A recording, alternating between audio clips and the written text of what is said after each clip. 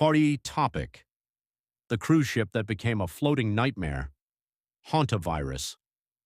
On April 1st, 2026, a cruise ship quietly sailed out of Ushuaia, Argentina, carrying nearly 150 passengers and crew from 23 different countries.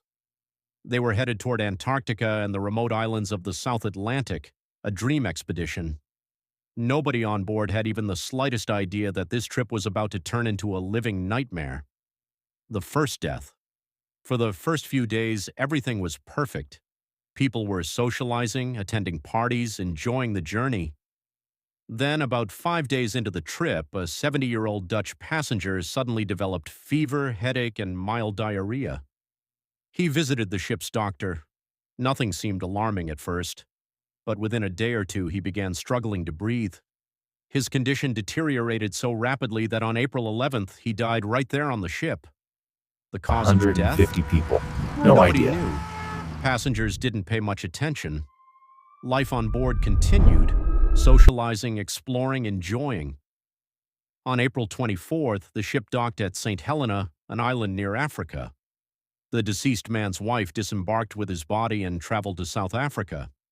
She was about to board a flight from Johannesburg to Amsterdam when she suddenly collapsed right at the airport. On April 26th, she too was dead. Back on the ship, more people began falling ill. On April 28th, a German woman's condition worsened, and just 4 days later, on May 2nd, she also passed away. One by one, passengers were dying, and still nobody knew why. On May 2nd, the World Health Organization was finally informed about the crisis, tests were conducted, and then the diagnosis came back: hantavirus.